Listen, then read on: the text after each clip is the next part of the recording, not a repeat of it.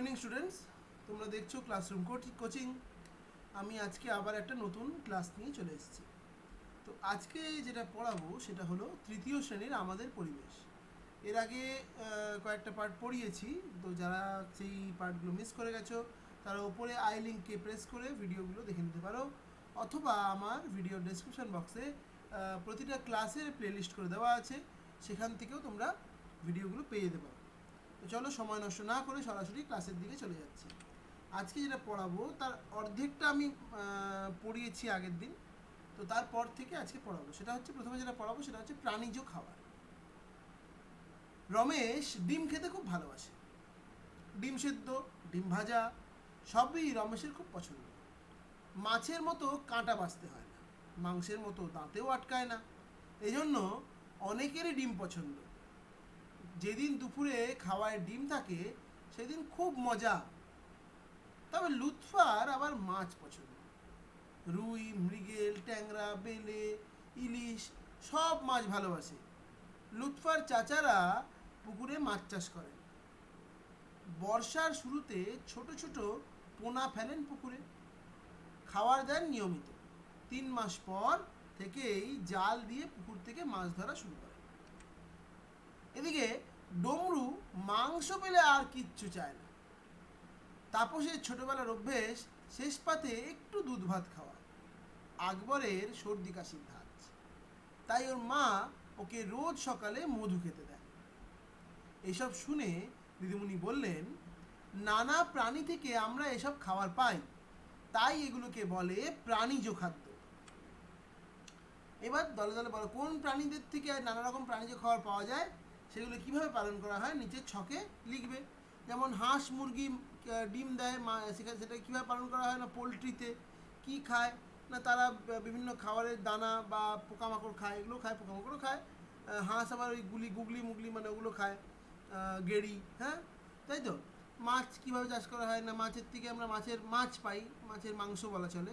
কোথায় পালন করা হয় না, পুকুরে, তাই তো। কী খায় না, গাছপালা, ছোটো ছোটো মাছের খাবার, ছোটো ছোটো পোকামাকড় সবই খায়। তো এরকম মাংস, ডিম হলো, মাছ হলো, মাংস হবে, মাংসের জন্য মুরগি হাঁস লিখতে পারো, বা ধরো মধু হবে, মধুর জন্য মৌমাছি লিখতে পারো। এইভাবে করে খাবারের নাম কোন প্রাণীর থেকে পাই, কীভাবে কোথায় পালন করা হয়। দুধ হতে পারে, দুধ গরুর থেকে পাই বা মহিষের থেকে পাই। চলো, দুধ, দই, ছানা। চিনু ছোটবেলায় খুব রোগা ছিল, তখন থেকে ওর মা রোজ ওকে ছানা খাওয়ান। রিঙ্কু দই ভালোবাসে। নেমন্তন্ন বাড়ির মজাই হলো চিনি দিয়ে পাতা দই, রসগোল্লা আর সন্দেশ। রিঙ্কুর মা দুধে কফি মিশিয়ে খান। ওর ভাই পম ক্রিম বিস্কুট, কেক আর চকলেট খেতে চায়। আইসক্রিম বা মালাই বরফ পেলেও খুব খুশি। ওদের কথা শুনে দিদিমণি বললেন, যা যা বলছো তার সবই দুধ থেকে তৈরি, তবে দুধের সঙ্গে কিছু কিছু জিনিস মেশাতে হয়, কম বেশি গরম বা ঠান্ডা করতে হয়। রেহানা বলল, ছানা করতে গেলে দুধ গরম করতে হয়, আইসক্রিম করতে গেলে ঠান্ডা করতে হয়, তাই তো। এবার ভাজা খাওয়ার, কেক চকলেটের মতো আরও কত কিছু দোকানে পাওয়া যায়। চানাচুর, নানা রকম চিপস, নিমকি, আরও কত কি কিনেই খাওয়া যায়, খুব মুখরোচক। কিন্তু তামিমের মনে একটুও সুখ নেই। এই যে একটু চানাচুর খেতে যাবে, অমনি ওর নানা ডাকবেন, বলবেন, ওগুলো অনেক দিন আগে ভাজা, পুরনো তেলের গন্ধ, ওগুলো বিষের মতো, তার চেয়ে বরং বাড়িতে চপ বেগুনি ভাজা হোক, মুড়ি দিয়ে খাও। এসব শুনে ক্লাসের সবার হলো মুশকিল। পিন্টু দিদিমণি যা জানতে চাইলো, চানাচুর অনেক দিন আগে তেলে ভাজা? হ্যাঁ, তেলেই ভাজা, তবে কিছুদিন আগে ভাজা তো বটেই। আয়েশা বলল, এক প্যাকেট চানাচুর বেশ কিছুদিন চলে। ওরা এমন কিছু মেশায় যাতে কিছু বেশি দিন ভালো থাকে। কেতকী বলল, বাড়ির গরম তেলে ছেঁকে ভাজা পিঠে হয়, তাও বেশ কয়েকদিন ভালো থাকে। দিদি বললেন, ঠিক বলেছ, দোকানে নিমকি, চানাচুর, আলু ভাজার প্যাকেট পাওয়া যায়। ময়দা, বেসন, ডাল থেকে এসব তৈরি করে প্যাকেট করা হয়, তারপর বিক্রি হয়। 2-3 মাস ভালো থাকে, কখনো আবার প্যাকেটে তারিখ লেখা থাকে, কতদিনের মধ্যে খেতে হবে। এইসব জিনিস কেনার সময় ওই তারিখটা অবশ্যই দেখে নিও। লক্ষ্মীমণি বলল, পাউরুটিও কি ভাজা খাবার? না, তেলে ভাজা নয়, পাউরুটি অন্যভাবে তৈরি করা হয়, আগুনে সেঁকা, 2-3 দিন ভালো থাকে। তারপর একটু থেমে বললেন, আগে থেকে খাওয়ার যোগ্য করে তৈরি করা অনেক কিছু প্যাকেট করে বিক্রি হয়, সেগুলোকে বলে তৈরি খাবার। তো সেরকমই তৈরি খাবারের বিভিন্ন স্বাদের মিষ্টি, নোনতা, টক, ঝাল, মিষ্টি খাদ্যের নাম এবং কী দিয়ে তৈরি হয় সেটা একটা ছক তোমরা করে নিতে পারো। টক, ঝাল, মিষ্টি চানাচুর হতে পারে, হ্যাঁ, মিষ্টি ধরো যে কোনো বিস্কুটের প্যাকেট হতে পারে, বা নোনতা নিমকি হতে পারে। এরকম তোমরা ছক তৈরি করে কিভাবে তৈরি হয় সেটা লিখতে পারো, ঠিক আছে? উনুন আর আগুন বাড়িতে রোজ রান্না হয়, কিন্তু দিদিমণি বলেছিলেন অনেক দিন আগে নাকি লোকে রাঁধতে পারত না, তেল মশলার ব্যবহার জানতো না। কমল বলল, মানুষ তখন কি করে খেত? দীপু বলল, বেগুন পোড়া খাসনি, ওরম পুড়িয়ে খেত। আয়ুব বলল, যা পুড়িয়ে খাওয়া যায় না তা খেত না। কেতকী বলল, খাবে না কেন, কাঁচা খেত। হীরা বলল, কিন্তু রাঁধতে শেখেনি কেন, কড়া ছিল না? কেতকী বলল, নাকি উনুন ছিল না। আমি জানি বড় ঠাকুরদের ছোটবেলায় গ্যাসের উনুন ছিল না। ফাতেমা বলল, গ্যাসের উনুন না থাকলে রান্না হবে না? আমাদের বাড়িতে এখনও গ্যাসের উনুন নেই, কাঠের উনুন, কয়লার আঁচ অথবা কেরোসিনের স্টোভে রান্না হয়। এসব শুনে দিদিমণি একটু হাসলেন, বললেন, আগুন জ্বালাতে পারতো কি না সেটা ভেবেছ? তোমাদের বাড়িতে কিভাবে আগুন জ্বালানো হয়? ডমরু বলল, দেশলাই কাঠি দিয়ে। দেশলাই বাক্সের গায়ে কাঠির বারুদ ঘষলেই আগুন জ্বলে ওঠে। বাক্সের গায়ে কি থাকে দেখেছ? ডমরু বলল, দেখেছি, বাক্সের গায়েও বারুদ, যেদিকে বারুদ নেই সেদিকে ঘষলে জ্বলে না। বাহ, তুমি তো খুব ভালোভাবে দেখেছো। আর কি করে আগুন জ্বালানো যায়? টিপাই সাধারণ লাইটারের কথা বলল, ফাতেমা গ্যাসের উনুন জ্বালানোর লাইটারের কথা বলল, সুজান আগুন থেকে আগুন জ্বালানোর কথা বলল, ইসমাইল বলল, রান্না করতে পারা বড় সহজ নয়, আগুন, উনুন, বাসন, খাবার দাবার সব দরকার। দিদি হেসে বললেন, ঠিক তাই। ধরে নাও চাল, মাছ, আনাজ আছে, তবে কাঁচা। ভাত, মাছের ঝোল, তরকারি হবে। আর কি কি লাগবে সেগুলো নিয়ে কি করব? তো কাঁচা খাদ্য কিভাবে রান্না করতে গেলে কি কি লাগে আর কি কি করতে হয় তা নিচের ছকে লিখতে পারো। যেমন চাল, আটা, এর থেকে কী তৈরি হয় না, চাল থেকে ভাত, আটা থেকে রুটি। ভাজা না শেখা, চালটা সেদ্ধ করে আটাটা সেকে রুটিটা সেকে। ডাল, দুধ, আনাজ, মাছ, মাংস কোনটা কীভাবে তৈরি হয় বাড়িতে মা বা অন্য বড়দের সাথে আলোচনা করে এই ছকটা পুরো করবে, ঠিক আছে?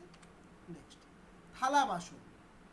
বাড়ি ফেরার সময় কেতকী ভাবতে লাগলো, রান্না করার জন্য মানুষ কত কী তৈরি করেছে, কত রকমের বাসন, অ্যালুমিনিয়াম, স্টিল, আরও কত কী।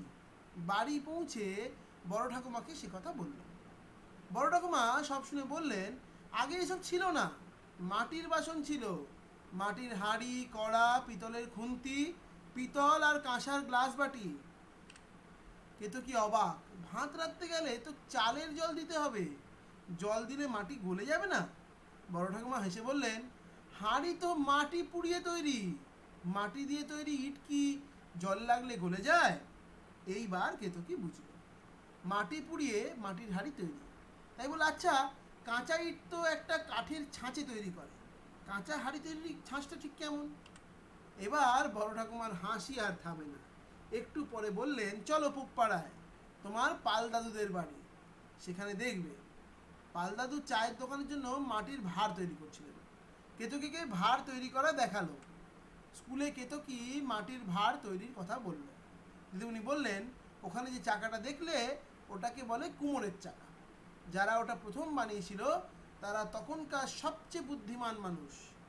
আয়ুব বলল, আগুন জ্বালাতে শেখার পর মানুষ এসব বানিয়েছে, তারপরে ভাত রান্না করা শিখেছে মানুষ। ঠিক বলেছ। পরে পিতল, কাঁসা, লোহার বাসনও তৈরি করেছে। তো তোমার বাড়িতে যা যা বাসনপত্র আছে তার নাম লেখো, ছবি আঁকো। লোহা বা স্টিলের বাসনপত্রের নাম, ছবি, পিতল বা কাঁসার বাসনপত্রের নাম, ছবি, আর অন্যান্য জিনিস দিয়ে তৈরি বাসনপত্রের নাম আর ছবি এই ছকটায় পুরো করবে। এইবার চললো খাওয়ার দেশ বিদেশে। কেতকী ভাবলো চালের কথা। চাল কি তখন ছিল? পরের দিন স্কুলে কেতকী চালের কথা বলল। দিদিমণি শুনে বললেন, ঠিকই বলেছ, তখন চাষ হতো না, বনের গাছে যা ফলে থাকতো তা জোগাড় করতে হতো, তাই রোজ কেউ চাল পেত না। উত্তম আলু খেতে খুব পছন্দ করে, তাই বলল, আর আলু? এদেশে আলু এসছে মোটে 400-500 বছর আগে, অনেক দূরের দেশ থেকে। আসিফ বলল, কি করে এলো? জাহাজে করে। সেই দেশ আর আমাদের দেশের মাঝে অথই জলের সমুদ্র, জাহাজে করে সেই সমুদ্র পেরিয়ে মাঝে মাঝে লোক আসতো, তারাই আলু এনেছিল। বৈশাখী আম ভালোবাসে। সে বলল, আর আম? আম এদেশেরই ফল, নানা রকমের আম হয়। বৈশাখী বলল, জানি দিদি, আমাদের বাগানেই 5 রকম আম হয়। উত্তম জানতে চাইলো, আর কি অন্য দেশ থেকে এসছে? দিদি বললেন, এমন অনেক কিছু আছে, এদেশে যা নেই লোকেরা জাহাজে করে আনতো, সে দেশে যা নেই তা নিয়ে যেত। দিদি আরও অনেক কিছু বললেন, বোর্ডে 6 রকম খাবারের কথা লিখে দিলেন, কোনটা কোন দেশ থেকে এসছে, কোনটা আবার অন্য দেশে গেছে।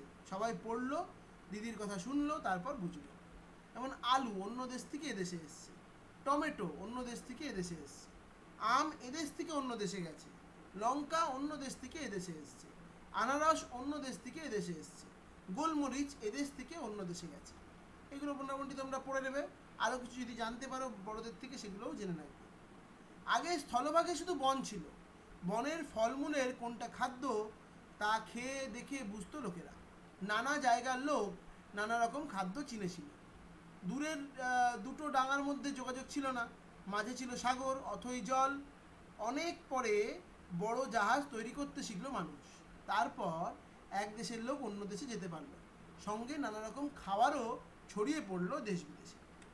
তো এবার আম নিয়ে যা জানো নিচে লেখো। নানা রকম আম, সেই আম কোথায় পাওয়া যায়, কোন সময় পাকে, স্বাদ কেমন। অনেক রকমের আম হয়, সেই আমের সম্পর্কে তোমরা লিখবে। এইবার পশুপালন আর আগুনের ইতিহাস। আগেকার দিনে লোকে ভাতের চাল সহজে পেত না, তবে নদী ছিল, নদীর কাছেই ঘরবাড়ি করতো। নইলে খাওয়ার জল কোথায় পাবে? অন্য জলা জায়গাও ছিল, মাছ পাওয়া যেত, বনের জীবজন্তু শিকার করে মাংস পাওয়া যেত। লাঠি পাথর দিয়ে পশু শিকার করতো, তীর ধনুক বল্লম ছিল না। এসব শুনে আয়েশা বলল, আগেকার মানুষ গরু, ছাগল, হাঁস, মুরগি পুষতো না? দিদিমণি বললেন, প্রথম দিকে পুষতো না, কোনো জন্তু পোষ মানবে তা তো বোঝেনি। সেটা বুঝতে পারার পর পশুপালন শুরু হয়। আর ফলমূল, বনের ফলমূল কুড়িয়ে আনতো, গাছ থেকে পেড়ে আনতো, যখন যা পেত তাই খেত। টিকাই বলল, সবই কাঁচা খেত। প্রথমে আগুনের ব্যবহার জানতো না, তখন সবই কাঁচা খেত। পরে আগুনের ব্যবহার শিখলো, তখন কিছু কিছু জিনিস আগুনে পুড়িয়ে খেত। কিন্তু বললো, আগুন জ্বালাতো কিভাবে? দেশলাই তো ছিল না। প্রথম দিকে আগুন জ্বালাতে পারতো না, ঝড় হলে বনের গাছে শুকনো ডালে ঘষা লাগতো, আগুন জ্বলে যেত। সেই কাঠ এনে রাখতো, একটা কাঠ থেকে আরেকটা কাঠ ধরিয়ে নিত। রবীন বলল, নিভে গেলে আর জ্বালাতে পারতো না। ঠিক তাই, অপেক্ষা করতো কবে আবার জ্বলন্ত কাঠ পাবে। তো জ্বলন্ত কাঠ, এই আগুনের যে গাছে লেগে যায়, এটাকে কি বলে তোমরা জানো? এটাকে বলা হয় দাবানল, তাই তো? এবার তোমরা বলে লিখবে, দেখো এখানে ছক আছে। আগেকার মানুষ খাবার জোগাড় করা, রান্না করার বিষয়ে তোমার নানা রকম ভাবনা নিচে লেখো।